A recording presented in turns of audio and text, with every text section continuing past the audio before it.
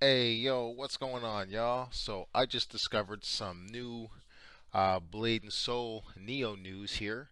Former CEO of Pearl Abyss, JJ, has left the company.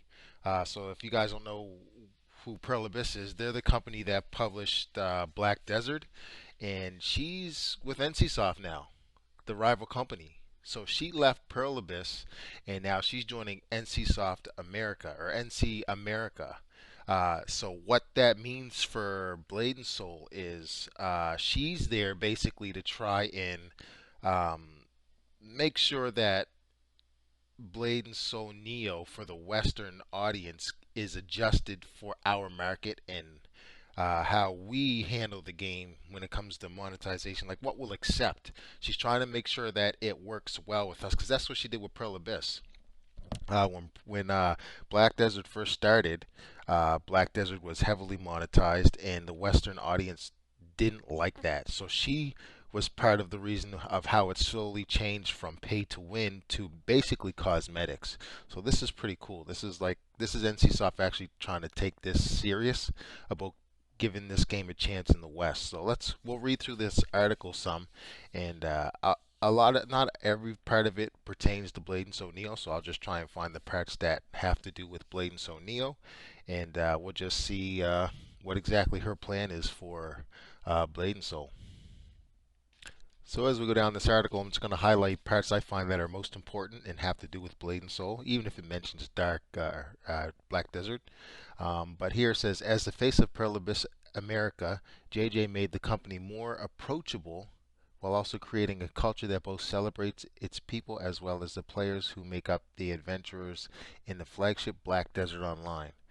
So basically, she was the bridge between the West and the East when it came to trying to get the games to work in different regions. For the last few years, we've gone through quite a bit of organizational and leadership changes. Layoffs across the company have recently, as last as last October, well, in 2023, NCSoft West was hit with layoffs that saw 20% of its total staff affected, um, and that's because titles like Blade and Soul aren't making NCSoft any money. Um, I saw an article a while back, and this was a while back, like maybe a year or so ago. Um, Blade and Soul is like 3% of NCSoft's revenue. Like it's nothing. If most of their money I think was coming from mobile. So if they dropped NC or Blade and Soul, they wouldn't even notice. Like so the fact that they're making Neo, the fact that they brought someone else on is kind of showing me that they do kind of care about Blade and Soul in the Western audience, and they want to try and make this game work in the West. NCSoft's own development titles, especially its legacy brands such as Lineage, Blade and Soul, and more, have often struggled with Western audiences. Yeah, that's because of how they manage monetization and the stupid changes that they've been making for Blade and Soul. This is what JJ was brought on to help bolster, reaching a broader market here in the West for some of the most popular games NCSoft has developed. So basically, she's being brought over to help try because she has a better idea of what Westerners will accept. Blade and Soul became so heavily monetized. They made so many changes to Blade and Soul that it just killed the player base. So now that we're in game, let's talk about the monetization issue, the player retention issue, as long as some other reasons why the game it has died and the player population just went down. So for one, let's talk about the grind. I'll get the monetization at the end because I think I should talk about the grind first because the grind is the reason why you want to you spend money in the first place. So let's talk about the grind. Now, I'm a day one player for the NA server. I played for 4 years straight until they made some major changes around that time where it was like I can't do this no more. It's just not working. So when the game, I'll say I played as a free to play player and I played as a whale. I spent a couple $1,000s on this game. Don't tell my wife. But yeah, I spent some money on this game, some serious money. Um, so let's talk about the grind. So when this game first came out, it was cool. There wasn't that much content, so there was really no reason to set up any monetization because there wasn't much to do at first. So when the game first came out, don't look at this stuff here. Just look at this because this is pretty much what was available to us at the time. I left around the Grand Celestial DLC. But when the game first came out, you just run around, kill a couple field bosses, spin a wheel, get the item, boom, you're done. But once you got to legendary, that's when the real grind began. That's when you had to start farming materials. So you had to farm moonstones, soulstone crystals, moonstone crystals. Then you had to refine them into other items. And then when you tried to refine them into a higher tier item that you would need, there's a percentage that it'll fail. That can cost you a couple hundred gold. Now, gold in this game matters. Gold, you need gold for everything. You need gold to upgrade, you need gold to buy the upgrade materials, all that stuff. So, back when I left, doing dailies, you could probably make about 50 gold a day if you really punched out all those dailies, and that's if you were geared enough to do the top tier dungeons at the time.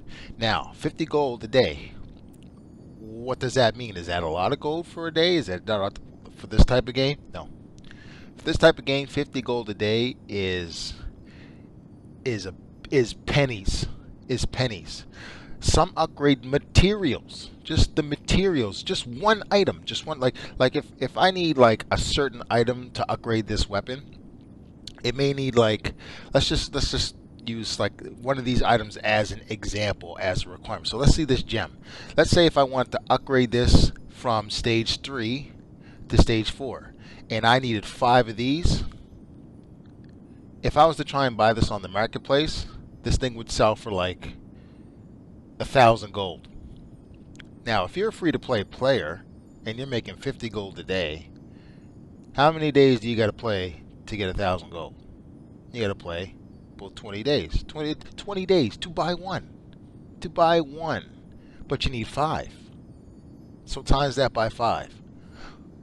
As a free-to-play player, if you have a job, a family, who has time to do that? Who has time to grind? And that's just one. That's just one ingredient, but there could be others. There could be maybe 3 different materials. You may also need 4 of those, and then 2 of those. And these are selling for like thousands on the marketplace.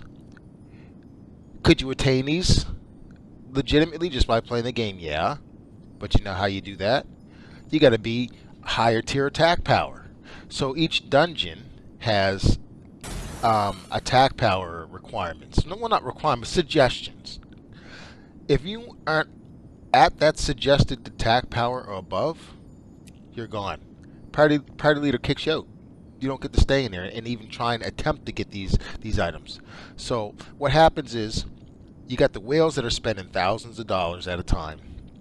They got the best gear you can get because they spent money. They didn't go through the 20 days of grinding for one item. They spent thousands of dollars. They got materials for everything. All these other items. Because remember, we're just talking about this one. This one item may take 20 days to get enough to upgrade this. But guess what? Now you got the ring. Now you got the earring. Now you got the necklace. And the bracelet. And all of these items, they take like a month to upgrade. So, as somebody that's free to play, 9 to 5, has a 9 to 5 job, I don't have time to upgrade this, or I barely have enough time to upgrade this, let alone this, and this, and this, and this, and all of these, and all of these. And look, since I left, there's a new item. I don't even know what this is, but I imagine that it's expensive to level up because all these ones are. And then you get to items like this. Once you get this to a certain level, to upgrade it to the next level, it has a percentage chance of success rate. It has a success rate. At a certain point, the success rate is 5%. 5%. So if I'm a free-to-play player, and let's say I'm a free-to-play player, and I ain't got no job, or I can play this for 8-9 hours a day. I'm going to save up enough gold to get the materials to upgrade this. It could take me a month. And then guess what? There's a chance that that might not even upgrade. It might fail. So all that thousands of gold that I saved up, all the materials I found to save up, they're just gone. So I got to start over. That's another 20 days of grinding. Now here's the real kick in the teeth. For certain items like this, I don't know if they're still doing it now, but when I left, if the upgrade failed, so remember we're at 5% chance. So you got a 95% chance that it's going to fail. So if this is at stage 4 and I want to go to stage 5, if it fails, guess what? It drops down to level 3. So now I've lost the level. So now I got to grind to get back up to where I started at 4 and then hope that I can go up to 5 next time. And guess what? When I'm at after I've leveled down to 3, now the percentage success rate might be up some, might be 45% chance, but guess what? That's still a chance it can fail. And guess what? If it fails, now I drop down to 2. Why am I going to stay for that? If I got a 9 to 5 job, I got kids, family, wife, why am I going to do that? Unless I pull my credit card out, swipe, screw it, I'll get it. And here's my example of what you do with your credit card. So, let's see. We'll use it just so happens, because I've been gone for 5 years. I basically came back to play the story, but I found out about Neo at the same time. So now I'm hyped, because Neo's going to be coming out any time now. But let's talk about monetization. So here's the monetization part. So this thing's called Treasure Trove. And what happens is you've got 2 slots. You can pay money to buy these tickets, which will unlock more slots. So you hit that, bam. It gives you a free roll. Now look at this, moonstones. Now back in my day, to get moonstones, to get 10 moonstones could take you maybe an hour or 2, maybe longer. But now I can just buy 10 of them for 100 gold. And if I want, I can sell them on the marketplace. Same with this. Sacred orbs. This is 50 sacred orbs for 5 gold. It could take you all your dailies. Your dailies could take anywhere from 4 to 6 hours a day to do, depending on if you're geared or how good your party is. But for a measly 5 gold, I can get a couple days worth of these right here. And on top of that, all these other slots open. So I'm going to give you an example of what a fully unlocked one looks like, because I whaled for a while. So this is my my channel here I have for Blade and Soul. And for the treasure trove, I opened up 1,050 keys. Now, for the Canadian currency, that's about $1 a key. So that's 1,050 keys. So I spent $1,050 on this. Don't tell my wife. $1,050. So you know what that $1,050 gets me? So back in the day when I did this, this is the Raven weapon. When this weapon first came out, if you weren't a pay-to-win player or a whale, you weren't going to see this item. You weren't going to see this weapon for a really long time. Unless you do this. Unless you pay to get the materials. Because if you're not strong enough to do the dungeon to get these materials, this and this, if you're not strong enough to do the dungeon, because you'll just get kicked out. The party leader will kick you out of the raid. You won't get to do it if you're not strong enough. Well, how do I get strong enough to do it if no one's going to let me stay in the party? I'm going to spend money. So I could spend money, and this I can get for 10 gold. So now I can upgrade my weapon to Raven versus, but I can go beyond that, because look at all these other rare items that are hard to get. So if I drop $1,000 on this, I'm going to have tons and tons and tons of material, which means I'm going to be able to upgrade my stuff easily. Or I can sell this stuff for a free-to-play player that's got shit gear. This is only costing me 10 gold, but I can put this on the marketplace and sell it for like 200-300 gold. So there you go. Now, let's say you're a free-to-play player, and someone's nice enough to let you stay in the party. And this item drops, because these aren't all guaranteed drops. Like in certain dungeons, certain upgrade materials aren't always guaranteed to drop during that raid. So let's say this item does drop. There's 6 of us in a party. Guess what? That doesn't mean I get it, because now all six of us have to have a bidding war, a literal bidding war. When someone opens the chest to look at this, a menu pops up, and then you got to start throwing gold in. So if I drop 5 gold, there's a timer. You get like 10 seconds, and if no one puts a bid in, it's yours. But if someone bids 1 gold ahead of you, then it goes to them, and you start bidding. I bid gold. I bid 5 gold. They bid 10 gold. I bid 15. They bid 30. I bid 40. They bid 80. So then it becomes who has the most money. So then it becomes who swiped their wallet the most, or their credit card the most. Because if I'm a free to play player, there's no way I'm going to keep up with a whale. So I could have did this dungeon raid for 5 hours for this weapon, for this material to finally drop, and some whale that's already got a couple thousand gold on them because they spent a couple $1,000s, or not even 1,000. You don't even have to spend that much. You can spend like $400. But whales, there's those extreme whales out there. But someone that's already spent real life money, they're gonna get that before me. So I'm not gonna see it. So whenever new content comes out, new dungeons, new weapons, if you're a free to play player and you're not keen in this. You don't got this game down to a science.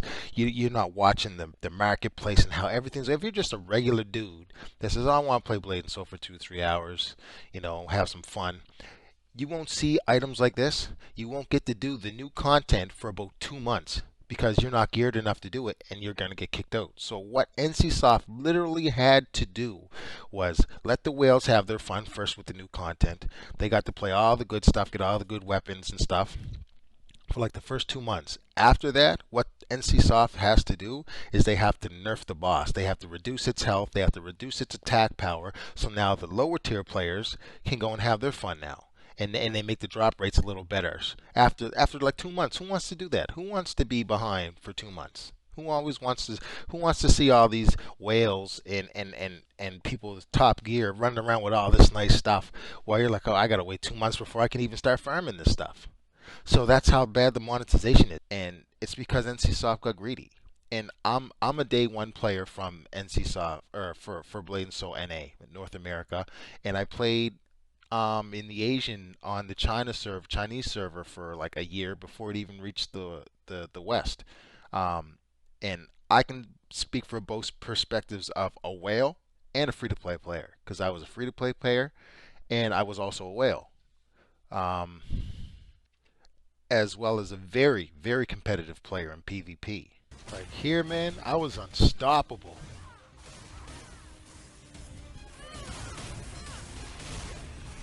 One person did. I'd have so many players like attacking me all at once. They just couldn't handle me. Nope, not giving you a chance to resurrect.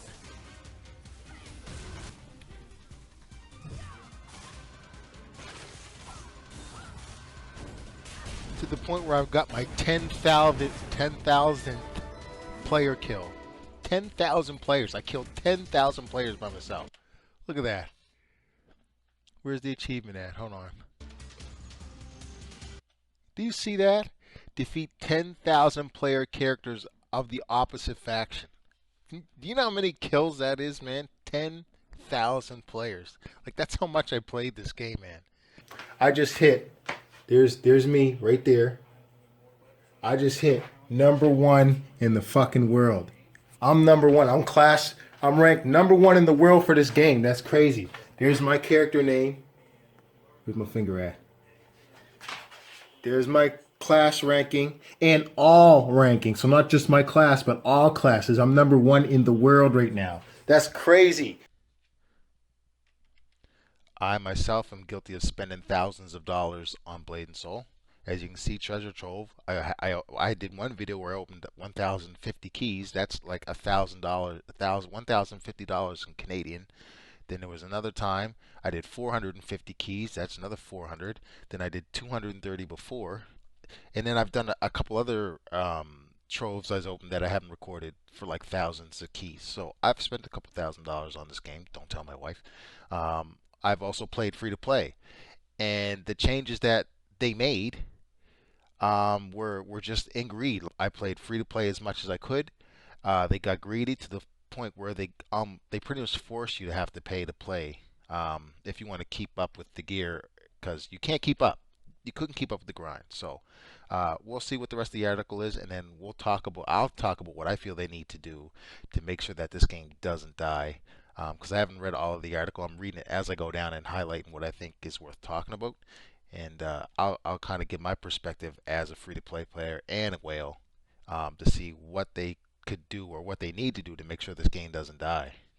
So the NCSoft self-development titles were not doing very well as hoped, or not really meeting NCSoft's expectations for the West. So basically, there were a lot of discussions about revamping the Western business, and yeah, she's being brought on to try and make sure that things work for the West because she has a better understanding of how Westerners will take to monetization in some of these changes because she helped improve Black Desert and their monetization.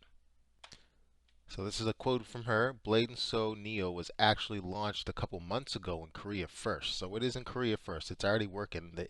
It's already in play in Korea. And actually, the Blade and Soul Neo fans in Korea are loving it. And we also play Blade and Soul Neo here at NC America. We also love it. So we wanted to work as fast as we can to bring the title to our audience as well.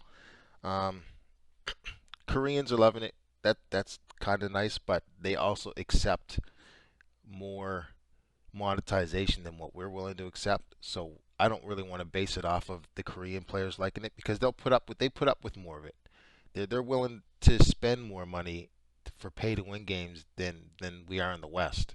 We're not as accepting as they are about that. So I don't want to take that opinion or what she's saying with I'm going to take that with a grain of salt. One of the challenges facing many Korean MMOs here in the West is just the sheer difference in consumer expectation when it comes to microtransactions and what those microtransactions can provide. We generally arbor anything here in the West that feels even borderline what is perceived to be pay to win. Where there are some elements that are just normal and expected in Asian markets, balancing the two has always been a tough assignment, though it should be noted that JJ has a history of helping large companies navigate such struggles. So it's pretty much going over the same thing. She's here to help balance between monetization for the game.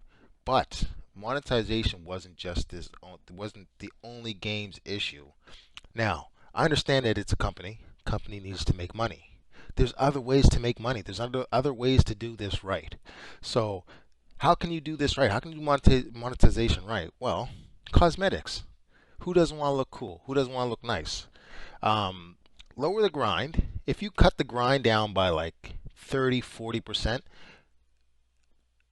just because you made the grind easier doesn't mean I'm going to stop playing the game because guess what? I can now use other characters. I've mained Force Master for 4 years. There's like 7 other classes. Guess what? I've never played any of the other classes. For the first 4 years this game came out, I wasn't, or I'd say three. I started whaling after like the third year. But for the first 3 years, never played another character. Why? I didn't have time. The grind was so hard. This grind was so long that I didn't have time to take another character seriously. So I never played another class. Never knew how much fun all these other classes were. Um, if you lower the grind, it gives me a chance to play another class, and it's gonna want I'm gonna want to play more because now I'm freshening it up with new gameplay, and I got two characters that I can manage. I'm gonna want to play longer. I'm gonna want to put more money. And on top of that, there's 4 different races. So if you want to go with cosmetics as your way of making some money, all 4 races have different outfits variants. So if you get one outfit, that one outfit like for example, this outfit that I'm wearing here right now will look different. My characters are gone. There's gone. There's Jin. There's little furry dudes. It's been so long I can't even remember the name of the races. But this outfit on another character will look different. Maybe there's no jacket on the Yun, or maybe there's no stockings on the Jin. Like there's a variant for every single one. So now I want to buy cosmetics from other ones because they're going to look different. So cut the grind down, which means I can use other characters, which means I'm still going to want to play more, and I might even want to spend more money on cosmetics. Blade and Soul is a Korean MMO. And if there's one thing you can give the Korean MMOs in any Korean game, is they love their cosmetics. Let's look at the cosmetics for this game. This is where their money, this is what can be their cash cow. Look at all of the outfits that exist in this game. Look at all this. There's your money right there. There's all your money right there. You're not starving players of content because they're enjoying the game because the grind's not so hard, so they can use more than one character. And then you got your look at these are the outfits. That's not including the hats, the ornaments. So here's your money right here. What good is if you've got 10% of the player base spending a couple $100 every couple months versus, 90%, if you could keep 90% that are spending 10, 20, 30 bucks every month, how much money, where do you think more of your money is going to come from? NCSoft, I read an article a while ago. Blade and Soul makes makes 3% of their total earnings comes from Blade and Soul. 3%, that's nothing. If they shut down Blade and Soul right now, they wouldn't even notice it. So the fact that they're trying to remake this game, they remade it in Neo, the fact that they're bringing this JJ lady from another company over to try and amalgamate this game to the West, it makes me believe they're trying. But they need to watch some of these videos. I'm not a big channel, so I doubt that this will go on anyone's radar. But they need to check out some channels, and they really need to look at the complaints and take them seriously. The grind is way too hard. Like, for all of these items, man, that's just ridiculous. When one of these for a free-to-play, I understand you want people to, you need to make money. I understand that. But to make the grind this bad that you lose like 90% of the player base and all that's left is your hardcore players, to the point where the game's only making 3% of your total income from all your other games, there's something wrong. Lower the grind, get rid of some of the pay to win, and that's not. And this is PvP or PvE. Let's not even talk about PvP, because when it comes to PvE content, the pay to win wouldn't be so bad if the community wasn't so toxic about lower geared players. If you weren't getting kicked out every time you went to a level you weren't geared for, cool. But then when it comes to PvP, it's over. You get one-shotted from characters that spend thousands of dollars on the game. It's no good. Yeah, there are some PvP game types where everyone's equal matched, but those are lobbies and they're fun. But the real fun is open world PvP where you've got like 20, 30 people fighting each other at once. So if I go and swipe my credit card, guess what? I'm one-shotting everybody. There could be a guy that's playing 9 hours a day, 7 days a week, and I'm playing for 1 hour a day, but because I swipe my credit card, I'm one-shotting everybody. Unless I run into another whale, and then that's when you're on equal terms, but not everyone can do that. Blade and Soul's combat is its bread and butter. I don't mind the grind as long as it's not so bad. I don't mind the grind if you're not nerfing gold payouts in dungeons. Yes, dungeons will get easier to run as you get stronger, but that's the bonus. Like, for example, when they nerfed the gold payouts for some of the dungeons, some dungeons were giving you like 3 or 4 gold, and then they nerfed it down to like 50 silver. Oh, because and then their excuse was at the time, oh, players aren't doing those dungeons anymore because they're doing the higher tier dungeon. No, they're not. They want to do those ones. Even though I'm higher gear and I can do a dungeon that pays me 10, 20 gold for that run, that run may take me like 15, 20 minutes. Now those old dungeons that are paying out 2 or 3 gold, when they first came out, they were taking like 20 minutes to do. But now that I'm so powerful because I leveled up, that's the bonus. Now I can go back to those ones and I can do them in like 5 minutes. I can do them by myself. I don't even need a party. I'm strong enough now that I don't even need a party of 6 to do those dungeons. So that's the reward of leveling up. I can go back. I can still get that quick 2 or 3 gold because I put that time in. One of my motivations for making gold was saying to myself, oh, one day I can come back to this dungeon that took 6 of us to do, 20 minutes.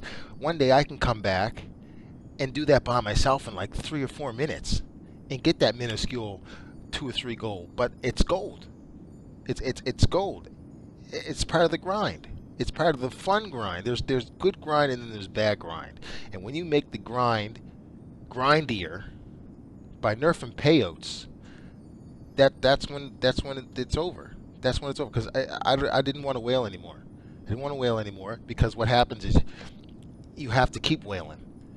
Like for instance, all the money that's been spent on this, I'm literally playing the story now, and they just gave me pretty much. They're giving me as part of the story rewards. They're giving me items that this character has that that thousands was paid for. I got it for free. So you're gonna get it for free later on.